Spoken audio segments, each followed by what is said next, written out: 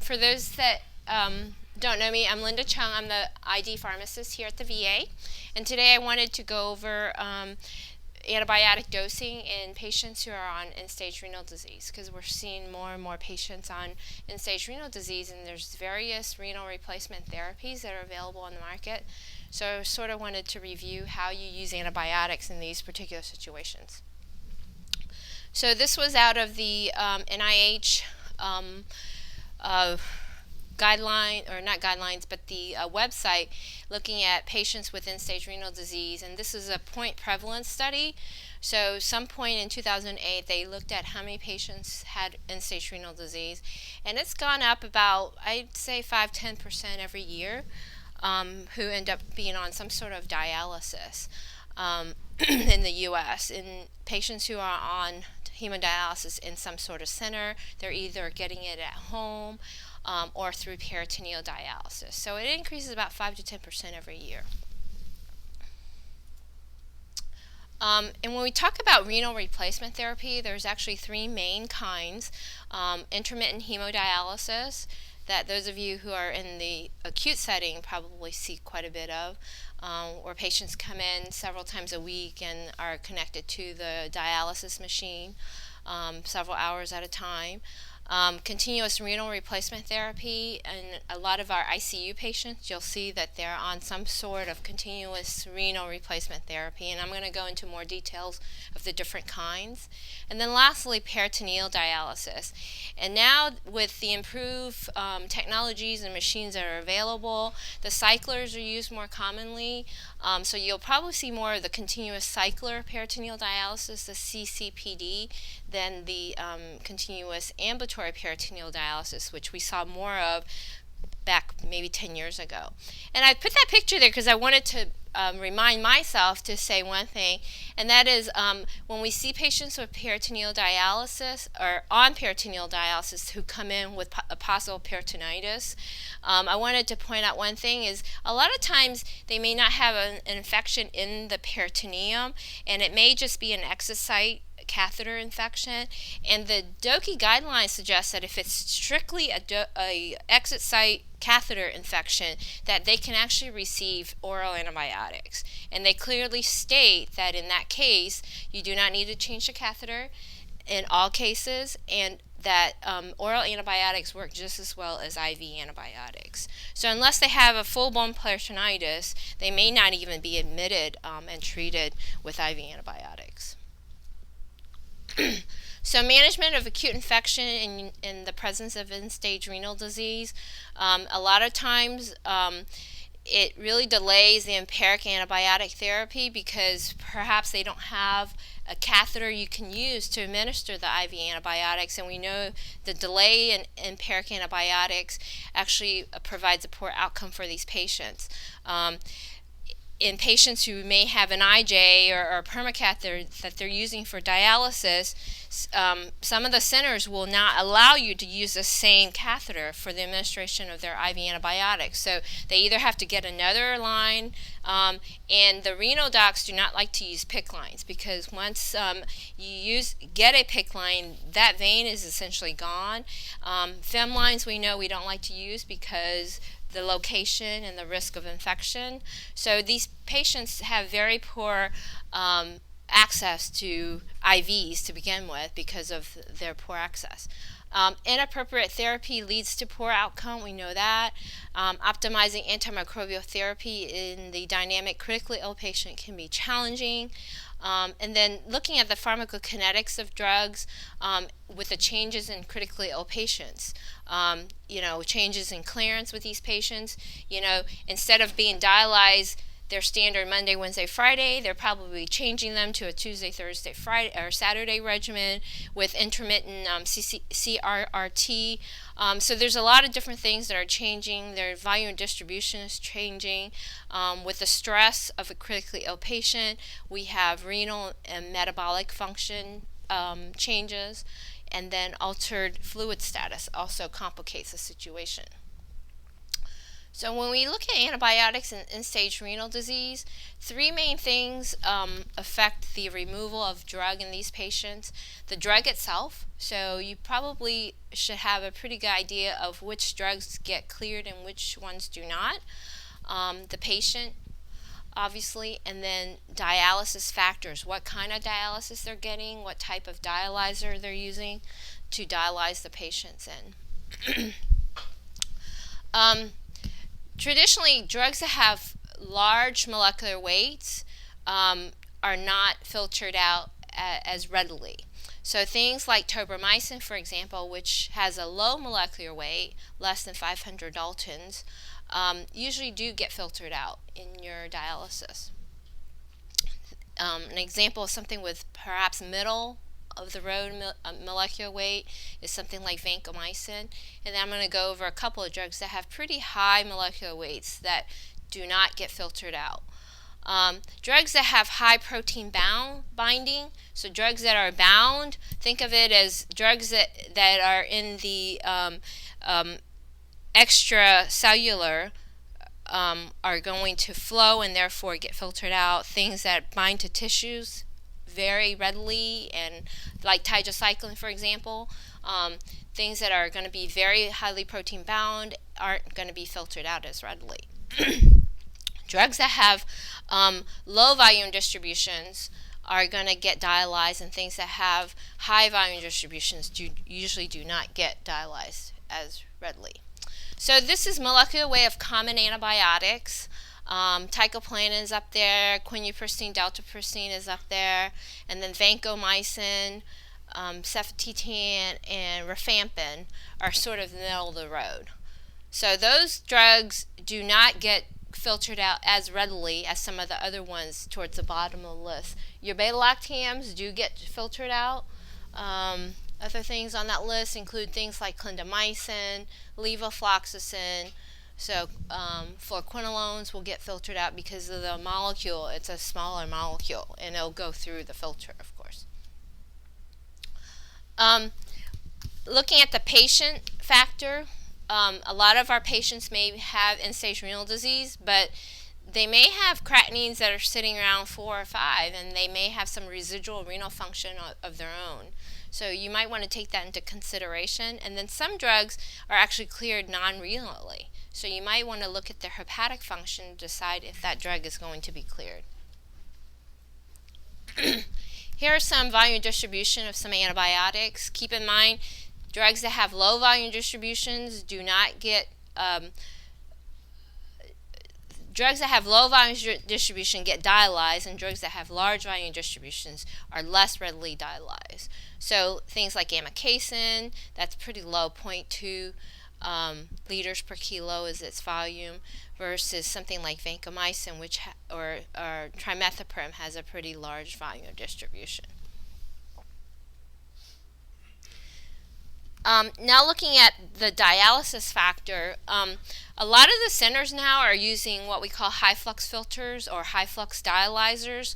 They're synthetic dialyzers which are pretty efficient in filtering out material. In the old days, when we used low flux filter, we used to be able to dose patients with vancomycin. For example, you give them a 1 gram loading dose, and that 1 gram will hold them for 5 to 7 days. Nowadays, with the high flux filters, a lot of that vanco gets cleared out. So you have to supplement those doses, particularly if your patient is bacteremic. You want to be able to maintain those higher levels, or endocarditis. I think our guy is still here. Before we switch him to daptomycin, but you want to be sure to ensure that you have those higher levels. So it's important to know what dialyzer your center uses, and most centers now use the high flux filters, but they still do have 1 or 2 chairs that use the low flux. So depending on the situation, that's very important that you find out which dialyzer they're using. So with the filtration rate, it's mainly through passive diffusion. Remember, things go from higher concentrations down to lower concentration. That's basically how things are filtered out. It's depending on the pore size of the membrane, the surface area of the membrane, the molecular weight of the drug I talked about, and the duration that they're on the dialysis. And then ultrafiltration, which I'm going to mention a little bit later as we talk more about CRRT, is actually a method of convection where there's actually a pressure gradient that pushes the blood through the filter. How long the patient's on the dialyzer, the blood flow rate, and the dialysis rate are all factors that can affect whether drugs are eliminated. I kind of touch on the low flux, which are the more conventional hemodialysis methods. Nowadays, we're using more of the high efficiency and high flux filters that I have listed here. Most of the ones at the bottom there with the high efficiency, high flux are, like I said, more synthetic. They're used almost all in the CRRT treatments with these larger surface areas. So they do filter out a lot of drug. Other drugs that are removed in dialysis include things like salicylates, methanol, barbiturates, lithium aminoglycosides, and cephalosporins. So supplemental doses will be needed if your patient is on lithium or things like that. I think I'm going to skip this slide. Okay, so looking at doses, I'm going to cover hemodialysis first. So IHD is intermittent hemodialysis with aminoglycosides. Normally we would give them a loading dose, and depending on what you're treating, if you're treating a very mild infection like a UTI, or you're just using the aminoglycoside in synergy with another agent, you might want to start a patient on 1 milligram per kilo every 48 to 72 hours. And that would be depending on when they're getting their hemodialysis. If it's more of a moderate infection, then you might want to increase your loading dose to 1 to 1.5 milligram per kilo. And in severe infections, you might want to load them with 2 milligram per kilo as a loading dose. For maintenance doses or post-dialysis, you want to supplement them, if they're on an aminoglycoside, with about 60 milligrams, which works out to be about a milligram per kilo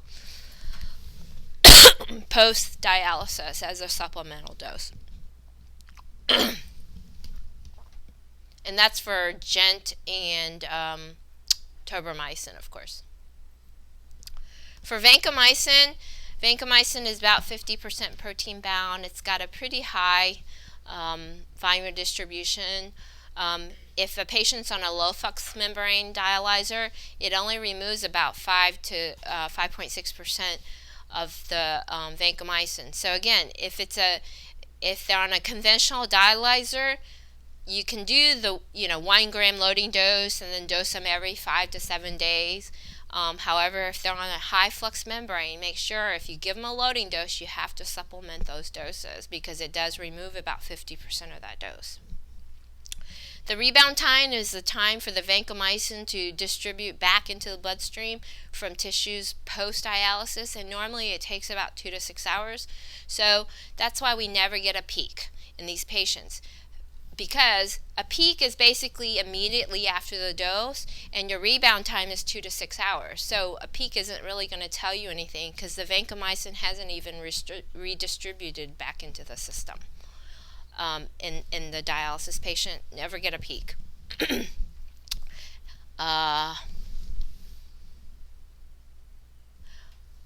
Different methods of dosing. I sort of touched on the low flux dialyzer. You could either just give them a loading dose if they're on a low flux dialyzer and then get kind of random levels, and if they drop to 10 or 15, that's kind of your point that you would redose them, and that's how we used to do things. And a lot of our patients who are on low flux dialyzer. The other thing you can do is you can give them a loading dose followed by weekly doses. Do you remember writing for that? You'd give them like a 20 milligram per kilo, and then you'd write for like 1,500 milligrams Q7 days of the vancomycin. Or the third way, in the low flux dialyzer, we used to give them a loading dose, and then you'd give supplemental doses about 250 milligrams on the days that they get dialyzed after dialysis. Now with the high flux dialyzers, it's sort of easy, I think. You give them a big loading dose, 15 milligrams per kilo, and then you follow that up with about 500 milligrams as a supplemental dose post-dialysis. So give them the loading dose, and if they're on a Monday, Wednesday, Friday, you just give them 500 milligrams after dialysis on those days. I'm going to skip this. Just on monitoring of vancomycin levels in IHD, again, peaks are not needed. Do not get a peak. And if you get a peak, you got to wait until the drug distributes back into the rebound, accounting for the rebound time. So make sure you don't get a peak an hour after the dose like you normally would. And situations where you might get a peak may include patients with meningitis, endocarditis, or osteomyelitis. But other than that, rarely do we get a peak with vancomycin in patients on hemodialysis. Pre-dialysis level is what you want. You do not really want a post-dialysis level, because a post-dialysis level really underestimates the patient's ability to clear the drug, because they're hooked up to the machine and the machine clears some of the drug for them. So your pre-dialysis level should be used because it ensures adequate levels, and this is what you want to use as your monitoring or your trough for the patient. Ceftriaxone in IHD. Ceftriaxone is extensively protein bound and it's not filtered, so you do not need to adjust ceftriaxone in hemodialysis. Linezolid in hemodialysis, clearance is increased by about 80% during hemodialysis, so you want to give an extra dose of linezolid after dialysis. Imipenem and cilastatin in dialysis. Both imipenem and cilastatin can accumulate in renal insufficiency, and the cilastatin may accumulate to a greater extent if the patient has, because it has less non-renal clearance. So just watch out for accumulation here, and make sure you dose adjust or dose reduce in these patients. Okay, so I'm going to change gears now and talk about CRRT. So there are different forms of CRRT, continuous renal replacement therapy. The three I've bolded are the three that we use mainly here: CVVH, CVVHD, and CVVHD small f. So the different forms actually do different things and to different extent. I'm going to start with CVVH, which is mainly used to remove solute by convection, not diffusion. Remember, I mentioned the difference between the two. And fluid removal as needed, replacement by fluid provided for the losses. CVVHD you might see a lot of in your ICU patients, because it does remove solute and fluid. So it controls in your ICU patients, if you want to control their fluid, that's a good mechanism of doing that. In your end-stage renal patient, and they've got a lot of volume that you need to control. So that's why they use a lot of CVVHD there. And then lastly, CVVHD small f is a solute and fluid removal by a combination of diffusion and convection methods. The second and third initial stands for the circuit that is being used for extracorporeal circulation. So CAV is arterial venous hemodiffusion, and CVV is veno-venous.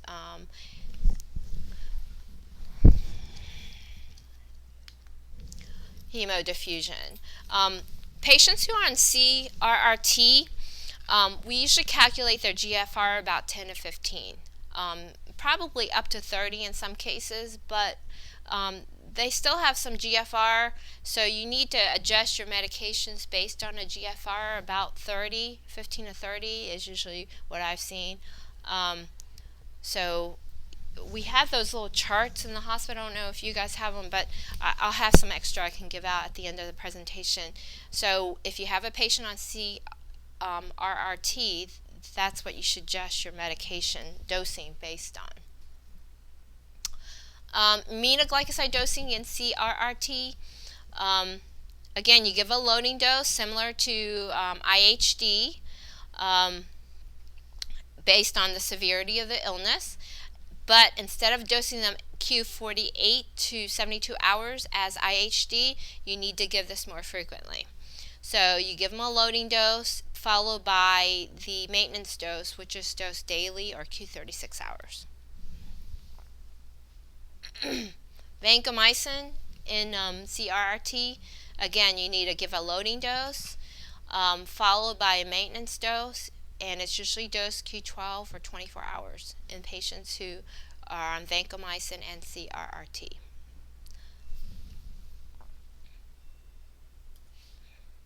Amphotericin B, has anyone used amphotericin B in CRRT in patients? And if it's a liposomal product, because of the molecule size, it's going to be very big, and therefore it doesn't even filter out that much. An extensive tissue binding as well, so dosage adjustments are not needed in CRRT. Okay. Colistin use in CRRT. Again, colistin is a large molecule. It's tightly bound to membrane lipids, and it's minimally affected by patients who are on CRRT. So daptomycin does not get removed significantly, and you should dose daptomycin as if the patient's clearance is about 30. Fluconazole, 80% is eliminated unchanged in the kidney in patients who are on CVVHD or CVVHD small f. They should be on 800 milligrams daily.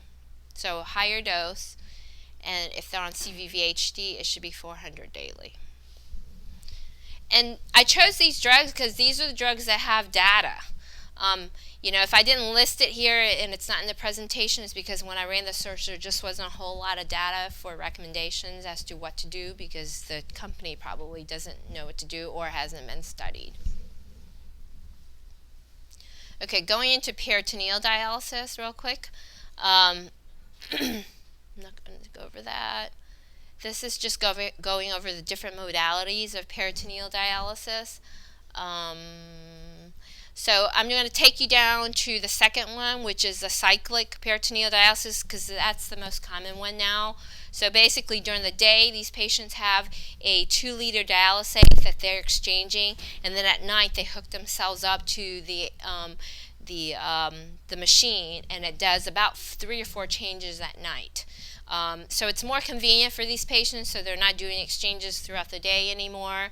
That's why it's most commonly used. So in peritoneal dialysis patients, aminoglycoside use, in patients who are on intermittent PD, as far as the aminoglycoside goes, they should be getting about 0.6 milligram per kilo of their body weight per bag of dialysate. And that's through the given IP. If it's amikacin, it should be about 2 milligrams per kilo intraperitoneal. If they're on continuous peritoneal dialysis, then the dose goes up to an 8 milligram, that should be per liter, 8 milligrams per liter of the dialysate that they're using. So if they're using a 2-liter dialysate solution, that would be 16 milligrams as a loading dose, followed by a 4 milligram per liter for their maintenance dose for patients on continuous peritoneal dialysis. And then the dosing for amikacin is listed there for you. In patients who are non-anuric, you want to give an additional 25% of that dose. If and there's limited data on antibiotic dosing in patients who are on automated peritoneal dialysis.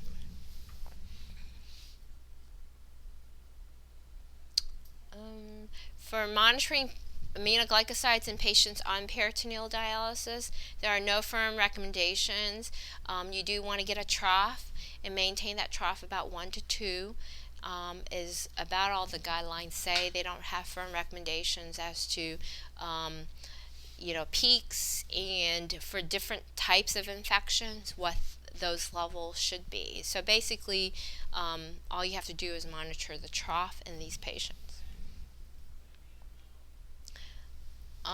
With vancomycin, it's similar to dosing in hemodialysis patients, where you give 15 milligram per kilo and you give it intraperitoneal, and you dose it every 5 to 7 days. And there's no firm recommendations on vancomycin monitoring in PD either. So there's not a whole lot with PD. I think that was it. So when do you give it peritoneal dialysis? Like, if most of the patients will hook themselves like at night. So when do you give the antibiotic intraperitoneal? You actually inject it into the dialysate. Okay. Yeah. So when they hang that bag of dialysate, it goes in. Yep. Does it matter what the concentration of the dialysate is? Because sometimes they have a higher dextrose. As far as how much of the drug, no. No. No. They do give different concentrations, but it's the same dose of the drug. Yeah. Any questions or? We always don't have data on carbapenems with dialysis. I think that's most. With hemodialysis? With all the dialysis. Mm-hmm. Like many of the carbapenems, Right. all data on these are the sickest patients are the ones that get carbapenem. Then we don't know how much. Right. And it's a balance between getting enough drug and toxicity. Yeah. You know? And usually they are very sick. Right. If somebody is on CRRT and he's requiring Right. carbapenem, He's very sick. So, Right. yeah, I think that's the most challenging thing. The way I look at it is, if I've got a really sick patient in the unit who's requiring CRRT, I think I'd rather be more aggressive, thinking it's going to be cleared out with CRRT. So toxicity is probably less of my concern at this point. So I'd rather give more than less, I think, is what I'm saying in that situation. But yet, in a hemodialysis patient, where toxicity may become a player, because you don't know, you're dose adjusting, but you don't know how much is actually being removed, and that may require. But with CRRT, I know it's being removed. Any other questions? Thank you.